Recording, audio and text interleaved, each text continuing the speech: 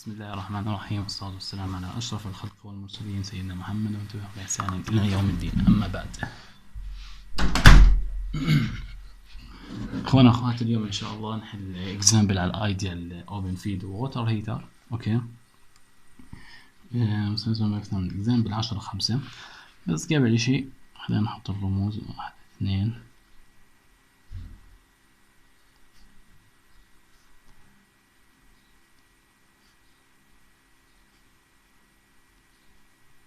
طيب، مسلسل مبارك أسنا محمد بحكي لنا سؤال 10/5.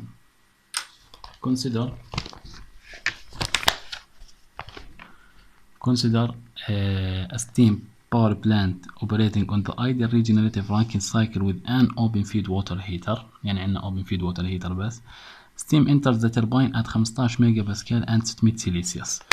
اوكي، بقول لك دخلوا على التوربين 15 ميجا باسكال، يعني هان 600 سيليسيوس. هاي المعطيات من وين؟ من السؤال.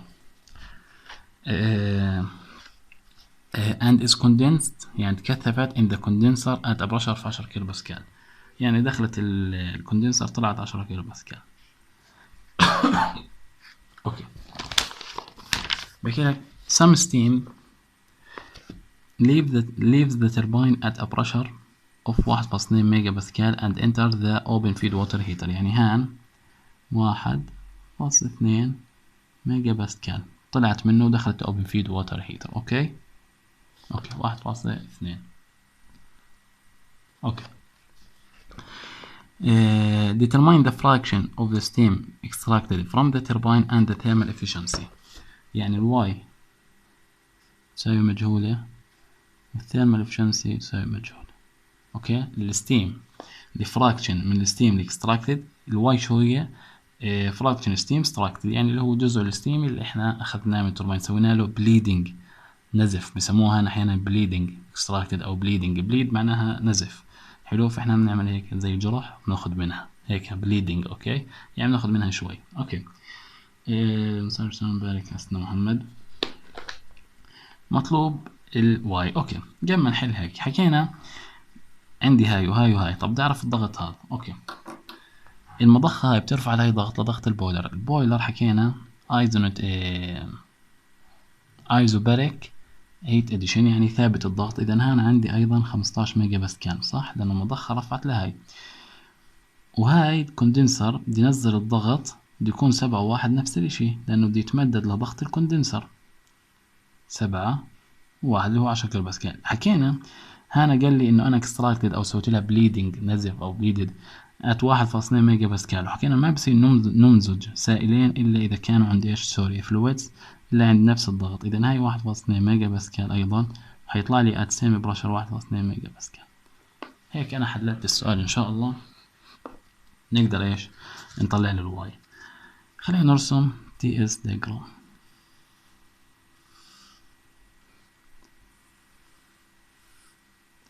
هذا اللي هو البويلر بريشر اللي عندي اياه 15. وهذا الاوبن فيد ووتر هيتا بريشر اللي عندي اياه 1.2. وهذا عندي ايش؟ كوندنسر بريشر اللي هو 10 كيلو باسكال. هذا ميجا باسكال، هذا ميجا باسكال. حلو، حكينا من واحد ايزوتروبيك كومبريشن ان بامب، ده 2. حلو، من 2 ده ترتفع الحرارة بس يظل نفس الضغط، فحيصير عندي هنا النقطة 3. في النقطة 3 ده ترتفع لضغط البويلر اللي هو هان 4، بس عندك بدك ترتفع الحرارة. حلو، عندي النقطة هاي تي 5. بعدين من 5 ل6 ايزوتروبيك افشنسي، ومن 6 ل7 ايزوتروبيك اكسبانشن، ومن 6 ل7 ايضا ايزوتروبيك معها نفسها. هذا كله خط واحد. اوكي، هذا خط واحد. اوكي، S5 يساوي S6 يساوي S7. طيب خلينا نبلش حل. بالنسبة لواي حكينا عندنا المعادلة، أنا بدي أكتبها هان 4y سيجما MAHE يساوي سيجما سوري الداخل يساوي الخارج. حلو، هاي الأوبن فيد ووتر هيتر. شو بدخل عليها هان؟ واي في اتش 6 صح؟ شو أيضا بدخل عليها من تحت؟ بدخل عليها واي سوري 1 ناقص واي في اتش 2 صح. هيها 1 ناقص واي. شو بده يطلع؟ اتش 3. طبعا مضروبات في ام دوت في ام دوت في ام دوت. اوكي، اذا شو المعادلة حتكون؟ ام دوت واي اتش 6 زائد ام دوت 1 ناقص واي اتش 2 شو حيسوي لي؟ ام دوت اتش 3. راحت الام دوت مع بعض، اذا واي اتش 6 زائد 1 ناقص واي اتش 2 حتساوي لي اتش 3. يعني انا عشان اطلع واي بدي هاي وبدي هاي وبدي هاي. صحيح؟ صحيح. طيب خلينا نبلش حل. حكينا من وين بنبلش حل؟ من البمب الأول. 1 بروسيس 1 إلى 2. البروسيس 1 إلى 2 سيت ذات إنه ورك البمب هيسوي لي 1 ناقص واي في ام دوت في اتش 2 ناقص اتش 1، وأيضا هيسوي لي 1 ناقص واي في ام دوت في بي 1 في بي 2 ناقص بي 1. أوكي، هاي بتروح مع هاي وهاي مع هاي، إذا اتش 2 راح يسوي لي اتش 1 زائد في 1 في بي 2 ناقص بي 1. اوكي، اتش 1 يساوي اتش اف وحيساوي لي، وبي 1 يساوي في اف وحيساوي لي طبعا ات اي ضغط 1. زي سمباكس نحن من وين بنروح بنجيبهم؟ من الساتوريتد ووتر تيبلز. نفتح الساتوريتد ووتر بريشر انتري. حلو، هاي عندي 10 كيلو باسكال. هيها الفي اف قد ايه؟ 0.0010. هي عند 10 0.0010 متر مكعب بالكيلو جرام. 1.01. ليش بالكيلو جرام؟ لأنه specific volume. specific volume معناها الفوليوم على الماس. طيب لل HF هي 10 insaturated water pressure entry 10. ال HF 191.81 كيلو جول على كيلو جرام. طيب عوض هذول هان هيساوي لك، خلينا نعوض بالحاسبة. دقيقة اجيب حاسبة.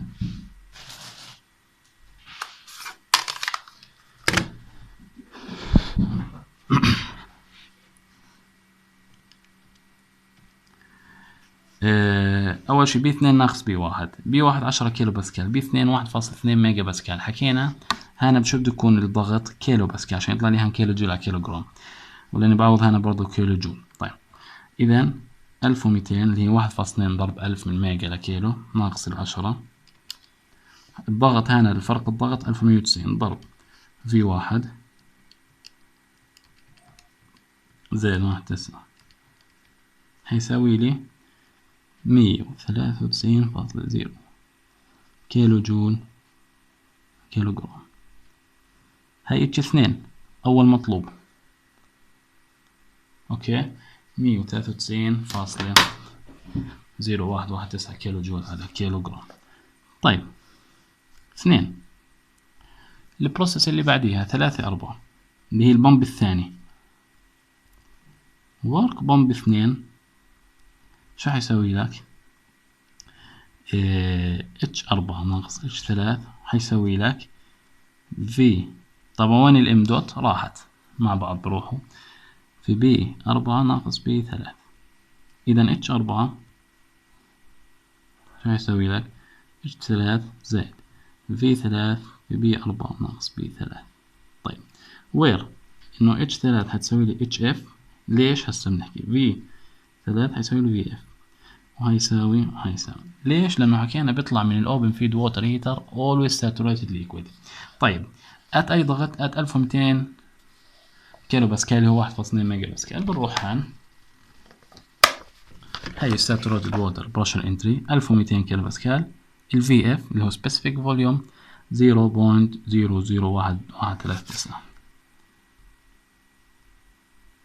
متر مكعب على كيلو جرام، لأنه حكينا السبيسيفيك فوليوم هو فوليوم على ماس. والاتش اف في الصفحة اللي بعديها عند 1200 798.64.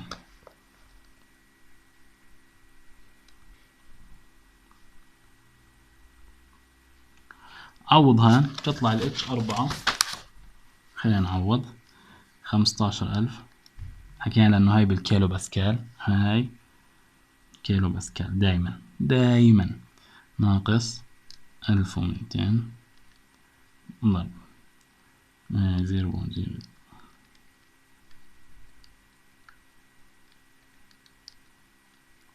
814.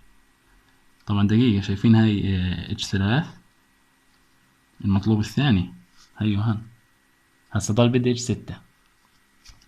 هاي بتطلع 814.36 كيلو جول على كيلو جرام. طبعا انت في المادة في امتحانك حسب دكتورك بده اياها الاقرب 2 يعني بالمية ولا بالالف ولا بال10,000، او حطها كاملة حسب دكتورك، انه كل واحدة بترجع من دكتور لدكتور. بس احنا هان يعني بنحلش انه مواد تصميمية، فحط انت رقمين او 3 بعد الفاصلة، بس برضه حسب الدكتور شو طلب منكم. اوكي. مسوي باكس محمد. هيك طلعنا H4. المرحلة الثالثة، شو المرحلة الثالثة؟ البويلر اللي هي 5 4 5 من 4 ل5. كيو بويلر دوت اللي هي سمول حتكون H5 ناقص H4. طب معاي أنا البي ماكس صح؟ قد 15 ميجا باسكال، ومعاي التي ماكس صح؟ من ساتوريتد من سوبر هيتد فيبر تيبلز حتكون H5 حتساوي لي، بروح معاكم على سوبر هيتد فيبر تيبلز. حكينا 15,000 كيلو باسكال سوبر هيتد فيبر تيبلز، لأنه حكينا بعد البويلر حيصير في عندي هيت اديشن، وحيصير في عندي احتراق، بنحرق وقود فيول بنحرق، فيكون سوبر هيتد. 15,000 وهنا هيها، وعندي 600 سيليسيوس، هاي 600 سيليسيوس صح؟ هاي ال 15,000 كيلو باسكال، وهاي سوبر هيتد فيبر ووتر. ال H 3582.3 3582.3 كيلو جول على كيلو جرام. شو حكينا بنطلع S5 برضه اللي هو الانتروبي عند 600 سيزا 6.6775. ليش طلعناها؟ لأن هي متساوية مع 6 و7.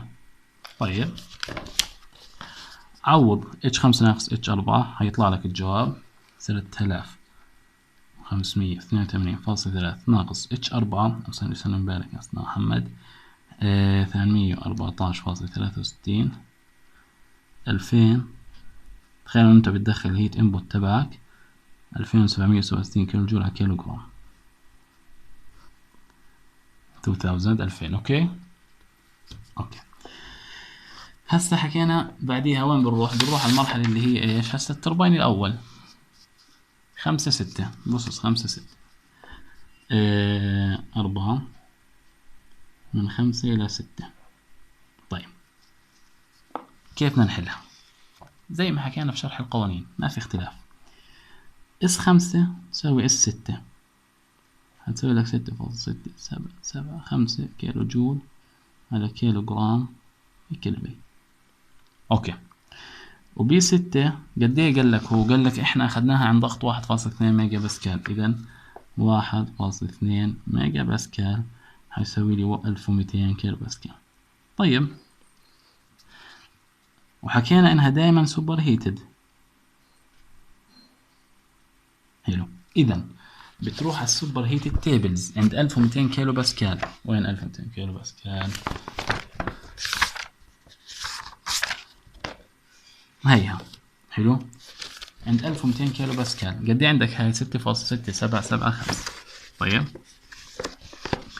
هاي 1200 كيلو باسكال موجودة عندك 6، احنا فاصلة 6 موجودة 5 وموجودة 8. شو بنسوي هسا؟ انتربوليشن، لانها حتكون بينهم. كيف بنسوي الانتربوليشن؟ طيب انت اللي عندك ايش؟ الاسات زي هيك، بتحط اللي عندك 6.6775 ناقص هذا انتربوليشن. اوكي. بدك تختار اللي فوقيها ولا تحتيها؟ فرضنا اللي فوقيها ماشي 6.5898 على، بدك تختار اللي فوقيها ولا تحتيها؟ اللي فوقيها كمان مرة ناقص اللي تحتيها.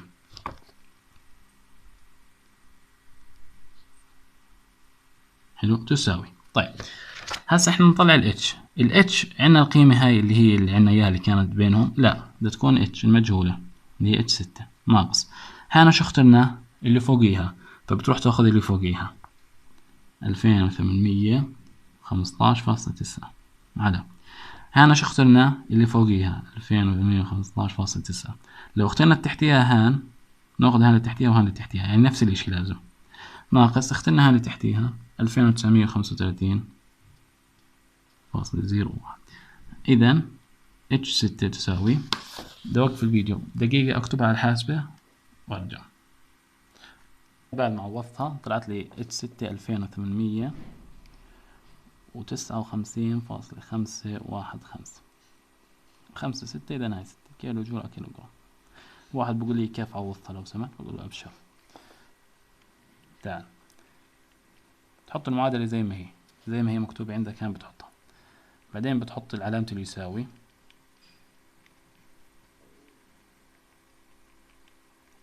حلو، ترجع تحط المعادلة الثانية زي ما هي.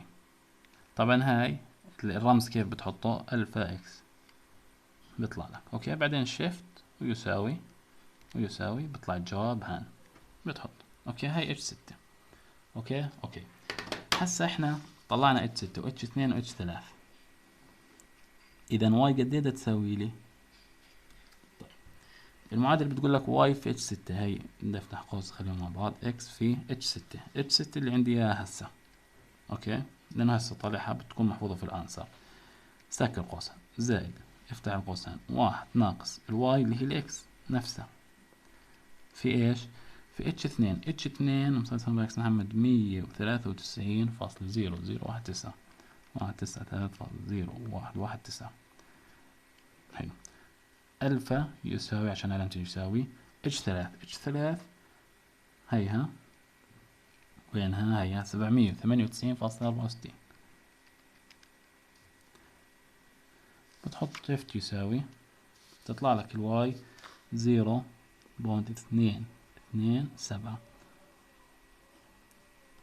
هاي أول فرع بالسؤال ينحل. حلو. هسا بحكي لك بده الثيرمال افيشنسي. الثيرمال افيشنسي يا بتستخدم ورك نت على كيو ان، حلو، وتساوي ورك ترباين ناقص ورك بامب على كيو ان، بس هاي حلها طويل، بدك تطلع ورك ترباين الاول زائد ورك الترباين الثاني ناقص ورك البامب الاول، يعني هاي لحاله، يعني بدك تطلع التربين الاول زائد الثاني وتطرحه من البامب الاول ناقص الثاني على كيو البويلر، اور ثيرمال افشنسي واحد ناقص كيو اوت على كيو ان. مش كيو ان معك، اذا كيو اوت ظلت كيو اوت شو حتساوي لي؟ واحد ناقص واي لانها دخلت على الكمبرسر كوندنسر سوري، واحد ناقص واي ما عنديش ام دوت لان انا هاي في اتش 7 ناقص اتش 1. طيب انت ما عندك اتش 7 شو بدك تسوي؟ هسه بنطلع اتش 7 ان شاء الله. اتش 7 اي بروسيس بيجي؟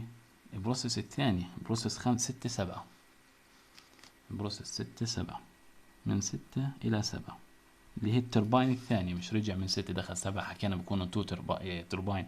هاي برشر كله بتمدد بنرجع ندخله مرة ثانية بس ناخذ منه واي، صح؟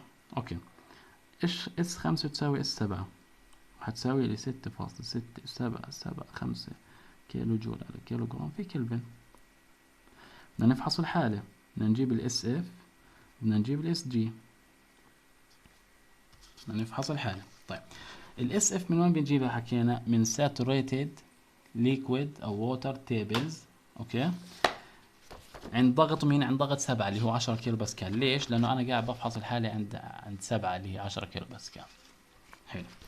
بنروح عند saturated water pressure entry بتجيب اس اف هيها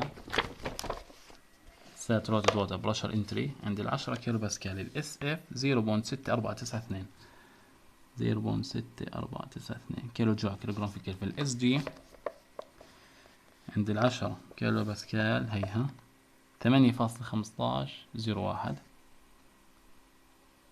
يعني طبعا انا بحل على الجداول الطبعة السابعة، اذا معك سادسة يمكن تختلف، بس بيختلف ايش، فرضنا 8.15 مش 0102 او 001 زي هيك، يعني اشياء بسيطة انا ما بعرف لانه، بس انه اشياء بسيطة. الكتاب بيطلع احيانا فرق قليل، بس ايش لانه طبعا ناس.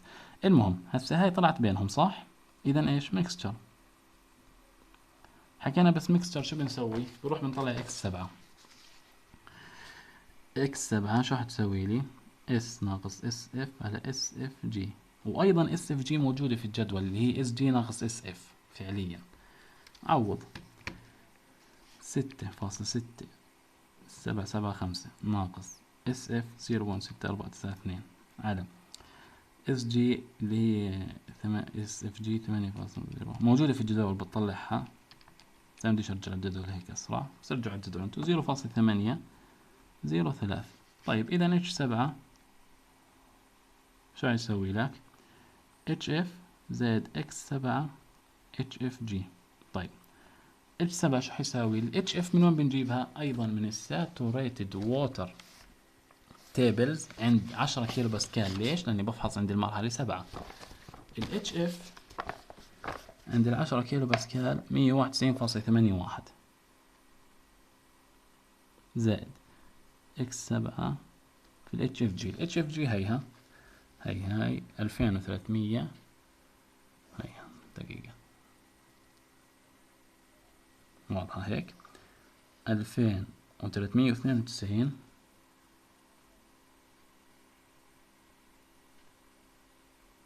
فاصلة 8.2. اوكي، طبعا هاي الاس اف جي 7.5 اللي هي هاي ناقص هاي اس جي ناقص اس اف. اوكي، مصاري سهم باكسان، خلينا نحسب هاي.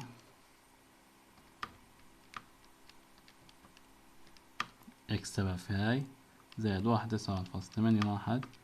اذا اتش 7 على سيدنا محمد طلعت 2114. في الكتاب طلع 2115 لانه فرق نسخة، هو كأنه السادسة. كيلو جول على كيلو جرام. طيب ارجع عوض هان. اذا الكيو اوت كم، 1 ناقص واي. اول شي دقيقة، اتش 7 ناقص اتش 1. اتش 7 قديش، 2114.86 كيلو جول ناقص اتش 1 طلعناها اول اشي 191.81. اوكي، اذا هالقد طلعت. طب مضروبة في 1 ناقص واي، الواي قد ايه طلعناها 0.227. اذا الكيو اوت 1468.52 كيلو جول على كيلو جرام. اوكي، طيب قد ايه الثيرمال افشنسي، 1 ناقص كيو اوت على كيو ان. كيو ان اللي هي كيو بويلر 2960.94 حيساوي لك 64.3% ضرب 100. 64.3% هي الثيرمال افشنسي. اذا الثيرمال افشنسي كان 64.3% والواي 0.227. اوكي، في الكتاب طلعت 0.227 الواي. اوكي، والثيرمال افشنسي 46 سوري فاصل 3% اللي هي طلعت عندنا 46.3%، وعلى الحاسبة 46.29%. هسا انت فرضنا ما بدك تحل على هذا القانون 1 ناقص يو اوف، بدك تطلع، دكتورك قال لك طلع الورك ترباين. بتطلعوا حسب القوانين اللي احنا موجودة معنا شرحناها الفيديو الماضي. هاي الورك ترباين وهي الورك بامب، تطرح هذا من هذا الورك ترباين ناقص ورك بامب وتقسمها على كيو بويلر، بيطلع لك نفس الجواب. اذا ما طلع 46.3 بيطلع 46.2، 46 بالحال. تختلف النسخة تختلف الطبعة، بدي يأثر شوي على الجواب، والطريقة ان شاء الله صح. اي استفسار في الكومنتات. السلام عليكم.